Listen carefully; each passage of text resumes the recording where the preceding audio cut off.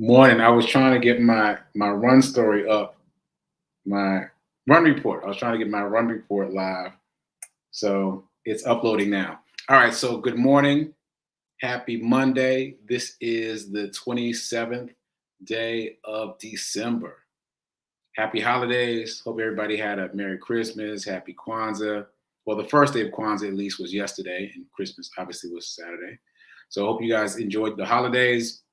This is the 66th episode of season 2 of the Be Your Own Hero show. Hero is an acronym. It means helping everyone reaps optimism. In other words, helping others helps you. It's a reciprocal action. Try it. I think you'll like it. I'm your host. I'm sekouwrites. I'm a professional creative and the creator of what we're now calling the Hero Ministry movement. And that's my effort to uplift and inspire the unhoused community through several different means. All right. So shout out to New Thought Media Network for allowing me the space, opportunity, and platform to talk about my journey of becoming my own hero. And this season, specifically my journey of becoming my own financial wealth hero. Check me out here Monday through Friday, 9:45 a.m. Eastern. That's 8:45 a.m. Central and 7:45 a.m. Mountain, which is where New Thought Media Network is based. And if this show provides any value, please like, comment, share, make a donation, and or buy something from the Hero Shop, which is just my website, sekouwrites.com. Okay, so let's jump into the Hero Ministry Movement news. By the way, I now have a black border around me, like a picture frame. I don't know if you guys can see that, but let me know, because I don't know what I changed, but I'm like sitting in a picture frame. So maybe I can only see it and you can't, but let me know. I'd like to know, because if I'm gonna try to fix it. If it's visible to you, I'm gonna try to fix it. Anyway, Hero Ministry Movement news. So shout out to the heroes who are checking in and joining. Shout out to Gladys. Thanks for the Christmas tree. Appreciate that. And shout out to everybody watching now and everyone who's going to check out the replay later. And so today is a milestone day. Today is day 210 of me running every day, at least a mile a day for the past 210 days in a row. Milestone day. And I like to add the numbers up for the milestone days. I like to say on the milestone days, which now is every 10 days, what the mileage is, but I haven't added it up today. So I'll say that this morning I ran about 3.5 miles. I ran from the house, which is my habit now. I'm developing the habit of just coming outside and running as opposed to driving to the track, which is what I used to do, at least here in Nashville. So I ran, oh, wow. I hit both schools. I ran up to TSU and then back to Fisk and then back here. Yeah, I didn't even realize that. So anyway, I guess I kind of did a school tour today. All right, so I will add up my mileage. Check out my social media later today, just because I do like to post the mileage on milestone days. Okay, so that said, other news. I mentioned recently that Get Rich 101, which is my second podcast. That's my podcast where I'm reading the book, The Science of Getting Rich by Wallace D. Wattles, which was written in 1910. That podcast is me reading the book and then giving my own insights. And that podcast is now being listened to in 38 different countries. That's way more countries than I've visited in my life. That's really incredible to me. Anyway, I'm mentioning that because it continues to gain momentum.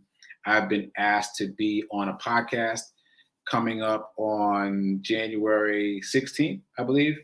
I'll add the flyer to the show tomorrow so you can check it out, and I'll keep talking about it. But it's coming up, and I'll be talking about money. So I'm no stranger to podcasts and radio shows. I've talked a lot about test driving cars. I've talked a lot about my play, which is back there behind me. I've talked a lot about writing books. But I think this might be my first podcast appearance to talk about money and wealth and abundance. So that's pretty trippy. And that is a direct extension of the success of Get Rich 101, which leads me to my next point. All right. I haven't gotten much of a response in terms of the proposal I made to do a daily exercise workshop. But I think I'm going to get a response to this. So this is what I've decided. I've decided to do a money seminar, a Get Rich 101 seminar. And seminar makes it sound long, but we're not talking about long. I'm talking about like an hour seminar during the month of January. So hand raised for that. If you're interested in that, drop it in the comments, send me a DM. I think that might be it. I think you guys are like, Sekou, you do the exercise, but talk to us about the abundance. So if that's the case, cool. As I said, there's been a lot of momentum. The fact that I'm in 38 countries really invigorates me to do more. The fact that I've been invited to be on Regina Smithwick's podcast invites me to, encourages me to do more also. By the way, the podcast is called Let's Talk, but I'll talk more about it when I can show the flyer. All right, so that's all the Hero Ministry Movement news, I believe, for the moment. So moving on, Hero Hoodie's story. So I was out on Christmas Day. I don't know if any of you guys were out and about, but this is what happened. I mentioned in my run reports, I don't know if you watch my run reports on social media, but I mentioned in my run reports that on Christmas Eve, I went out to procure a few things for the following day, for Christmas Day. I went to Honey Baked Ham and I got the green bean casserole and sweet potatoes and all the things, right? I also got a tray of, what are they called? Hawaiian Rolls. I don't know if you've ever had Hawaiian Rolls, but they're like sugar rolls. They're delicious, and they're probably terrible for you, but they're delicious. So anyway, I got the rolls, and it was fine for a while. And I don't know what got into me, but I got into the rolls too early. I got into the rolls on Christmas Eve, not on Christmas Day. And so those rolls started disappearing really fast. And something told me when I was at Honey Baked Ham to get 2 tins, but I didn't. And so I started eating the rolls on Christmas Eve, and I was like, okay, I gotta replace these rolls. So I say all that to say that's why I was out on Christmas, or one of the main reasons I was out on Christmas. So I'm out looking for rolls, and of course everything's closed. All the grocery stores are closed. Starbucks was not closed, by the way. The line for Starbucks was like 5 blocks long. I didn't even know what it was for. I was like, what, is there a traffic jam? No, Starbucks. So that's just a sidebar. Anyway, in the process of looking for rolls and not being able to find rolls, I ended up getting garlic knots from a pizza place. That was the closest thing I could find to rolls, was garlic knots from a pizza place. Sidebar done. This is my point. In the process of being out on Christmas Day, moving around on Christmas Day, I saw the Unhoused in a very clear and specific way. And I don't know if I just never noticed it before. And if so, then it's because of my new framework of working with the Unhoused, of seeing the Unhoused, of being of service to the Unhoused. But this Christmas, I was hyper aware of the Unhoused. Like, because almost everyone, like 99% of people, were home, ensconced with their family and their friends and doing their holiday activity. I guess not so much friends this Christmas, but home with their family, ensconced in their own bubbles, let's put it that way. The streets were very empty. The sidewalks were very empty. The city was very empty. I'm sure it was the same where you were. But because of that, the Unhoused stood out like neon signs everywhere. It was like their city. There were very few of us that were moving around, to do things. There were a couple of people like trying to find food who hadn't thought about the fact that restaurants would be closed that day, but very few people moving around, except for the long line of people at Starbucks. Very few people moving around, but the Unhoused were everywhere. And it really struck me how I must have missed it before, and how visible they are when we're all inside and they're still outside. They become very visible. So I'm not sure what I'm going to do about that, but I'd like to do something next Christmas. So I'll keep thinking about it. But you be aware of it too. Like, next big holiday, see if there's something you can do for the unhoused to really become visible when all of us are inside enjoying our family and friends. All right. So that said, moving on to Morning Zen. So today's Morning Zen comes to you from Zig Ziglar. I don't know if you're familiar with Zig Ziglar, but he is a very famous author and motivational speaker of an era past. He also, well, I guess it's not a different thing. I have listened to some of his audiobooks, but that's the same thing as author. I don't know if he read the books or not, but they're full of what they call vim and vigor. They're very exciting books about making a difference and changing your life. Anyway, he also has a daily devotional guide. There are many of these daily devotional guides where you read a page, but I guess it's not necessarily a page, but you read the writing for that day, and then you move on to the next day, you move on to the next day. You've heard me talk about this in terms of the Dalai Lama, if you're a watcher of the show. So I did read the Dalai Lama today, but it didn't really grab me. So I moved on to Zig Ziglar, and this one grabbed me a lot. So I'm going to read this to you. Some of us wander from thing to another thing our whole lives. We're capable of so much more, but we have never clarified our purpose in life.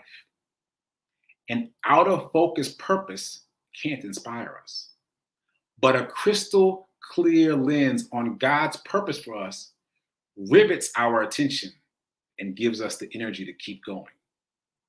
It's powerful stuff, right? Powerful stuff. An out of focus purpose cannot inspire us, but a crystal clear lens on God's purpose for us rivets our attention and gives us the energy to keep going.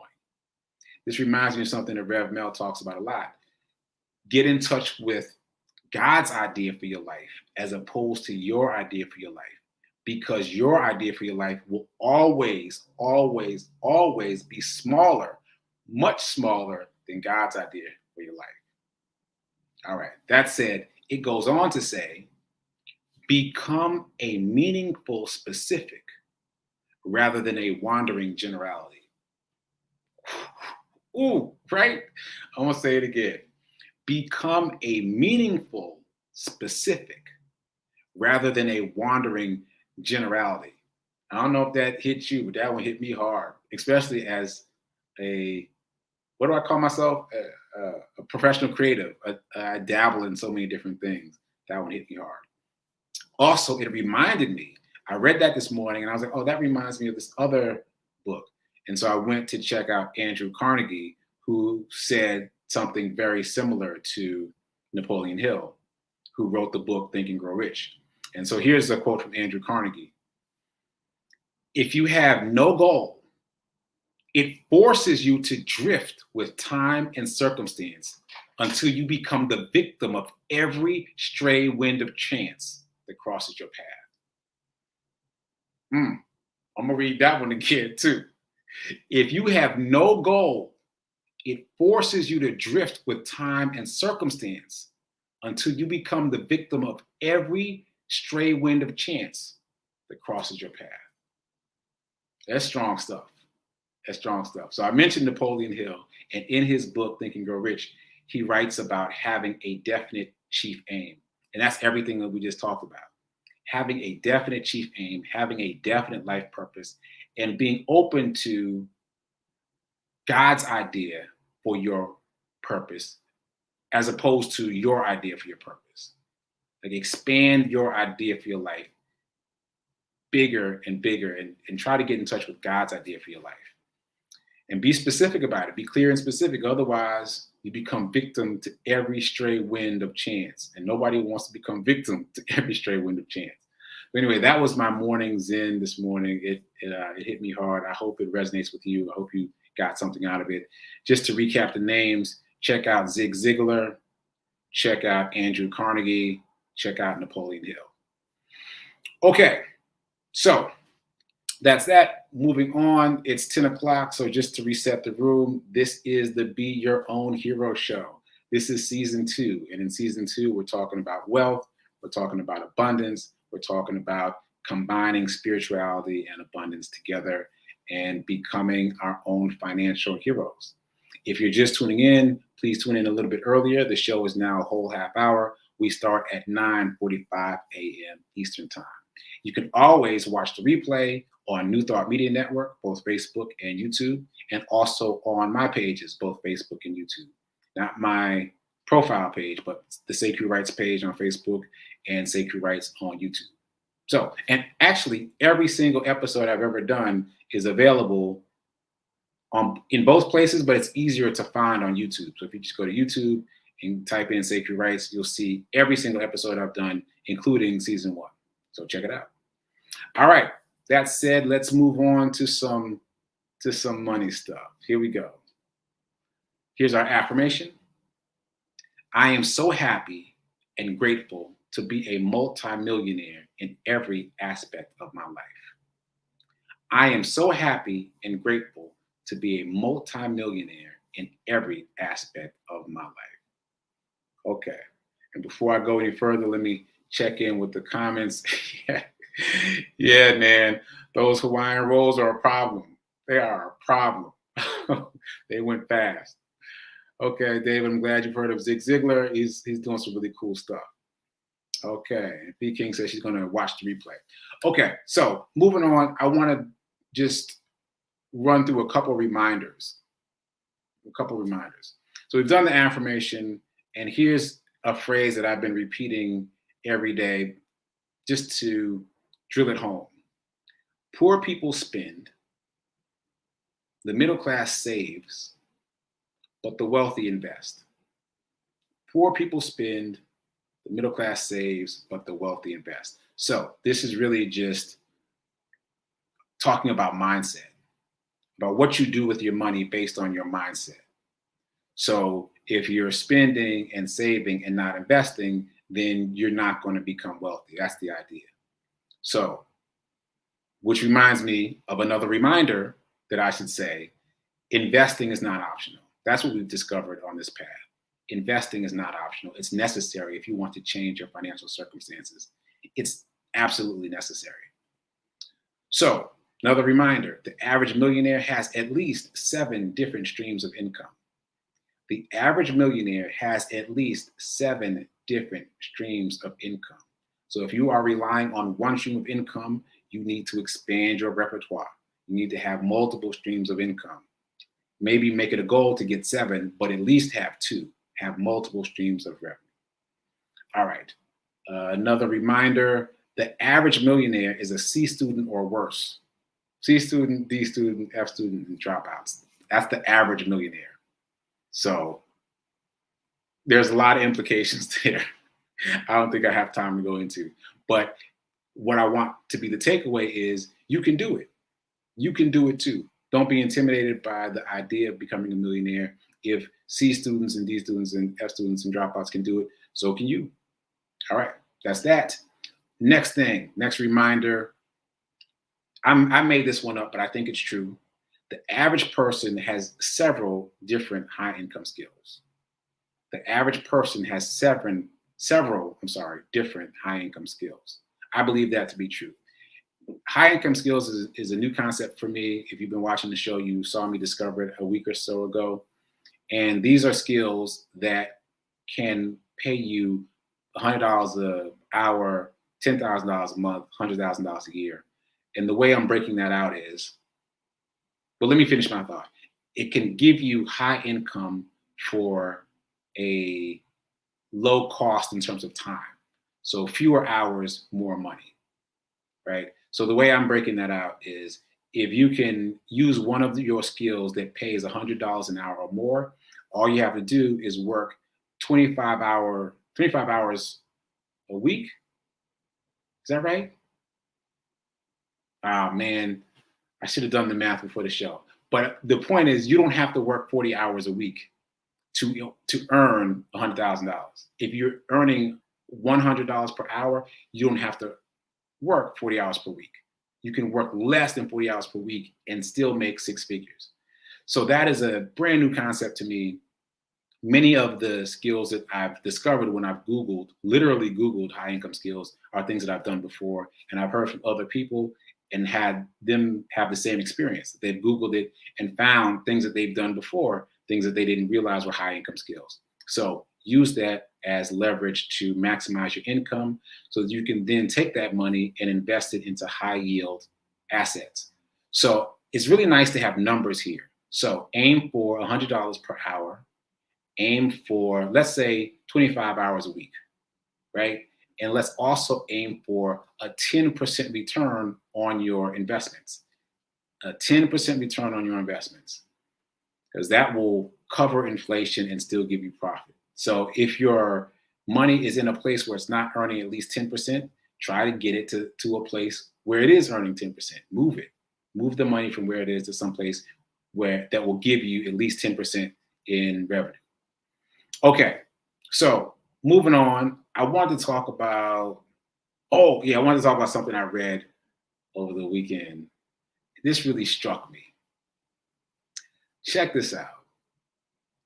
Money is an effect, but you are the cause. What? Money is an effect, but you are the cause. Oh, that hit me so hard. Because if money is the effect and you are the cause, then you can't change the amount of money you have without changing the cause, which is you. You got to change you to change the outcome. That's pretty deep. That's pretty deep. So I've been meditating with that all weekend. And yeah, you've got to change you in some fundamental way. You've got to change your mindset, the way you think about money. You've got to change your skill set, like ramp up on your high income skills. Or if you don't have any high income skills, create a high income skill specifically for the purpose of earning $100 an hour or more. But if you change you, you can change the outcome. And again, the quote that I read this weekend is, money is an effect, but you are the cause. All right, so I'm working with that, and I hope that resonates with somebody. You got to change you. So if you don't change you, then the effect, the end result, the amount of money you have does not change. You got to change something. That means you got to be active. You got to start doing. Oh, do I have my doing mask on? Yeah, this is my doing mask. You can't see it right now. But anyway, you got to start doing something to change you so that you can change the outcome. Okay, otherwise you're just hoping to be struck by lightning. And what are the chances of that? Hoping to hit the lotto. And what are the chances of that? Also, I wanted to talk about something else. This idea of paying yourself first. Because this is something that I've struggled with quite a bit. And I've been privy to some conversations recently where folks have been talking about it. And it's a challenging concept, especially if you don't work for a corporation. If you work for a corporation, you're pretty familiar with having them automatically deduct something from your paycheck.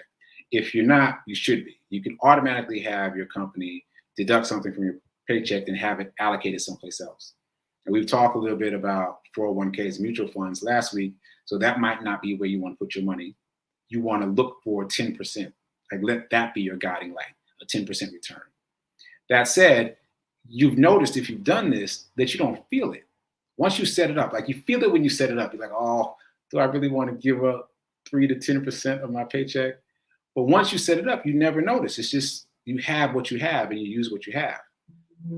Uh-oh, that's my alarm to start wrapping it up. Okay, so you don't notice it. And the same thing happens when you're a freelancer like me.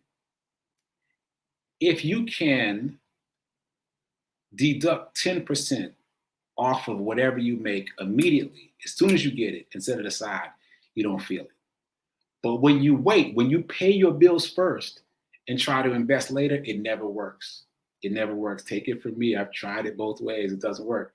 Because let's just use an arbitrary number. Let's just say $200, right? If you get $200, it's easy to take $20 off the top, 10%, $20, set it aside. You can still do what you need to do with $180. You're not going to miss that $20 if you take it off the top immediately as soon as you get the $200.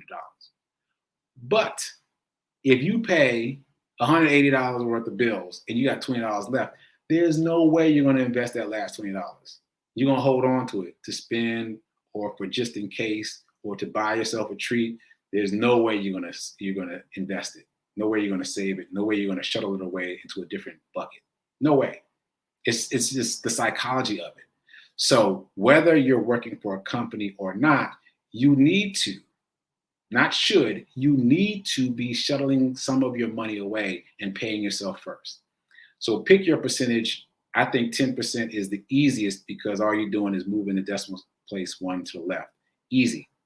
$200, move it over, 20 bucks. $100, move it over, 10 bucks. Right? Just easy. Just grab it. As soon as you get the money, take 10% and put it somewhere. And I promise you, it'll stack up quickly. Now, I've done this myself, and I know from experience that I don't always have the presence of mind to move the money, to take the 10% and put it somewhere. Sometimes I'm feeling too constricted and contracted about bills and money. But when I do, I'm amazed that I always have enough to do what I need to do still in my checking account. And also where I move the money accumulates very quickly. It accumulates very quickly. So please try it. If you're not doing that already, please do. Take 10%, pay yourself first. There have been so many different people that have said this. Right now, I'm reading the book that I mentioned last week, the Tony Robbins book about money, about mastering the game of money. And he reiterated that same process. Pay yourself first. If you don't, you will always be stuck. So no matter what kind of income you're getting, whether somebody handed you 10 bucks or a payment from someone, or you split the meal and somebody zapped you some money, whatever it is, any income you get, take 10% and stick it over here to be invested with the 10% return. So don't even worry about the 10% return yet. Just take 10% and set it aside immediately. Okay. So I just wanted to talk about that because I know I've struggled with that myself, and I'm sure there's other people out there struggling with it. It is possible if you take it off the top. If you wait to the end, if you pay all your bills first, you're never going to invest. It doesn't work like that. Your mind doesn't work like that. Okay. So I think that's what I wanted to talk about today. And so, yeah, I think that's it. I think I got everything. Okay, so coming up next is prayer time at 10:15. And then coming up after that is Sit with Rev Melissa at 10:30. Reminder, Rev Melissa is on vacation for the Christmas holidays this week, Christmas and Kwanzaa holidays. So it will be a pre-recorded show. So she is replaying her first series on the New Thought Media Network. So she was doing SIP on Facebook on her own before it got picked up by the New Thought Media Network. And her very first series about the prayer of Jabez is what we're replaying this week. So tune in. It's really cool to see how much has changed from then till now. So check that out and check me out here tomorrow at 9:45 a.m. Eastern Time. Until then, keep doing, be a hero, be your own hero, and remember that now is better than perfect. Later.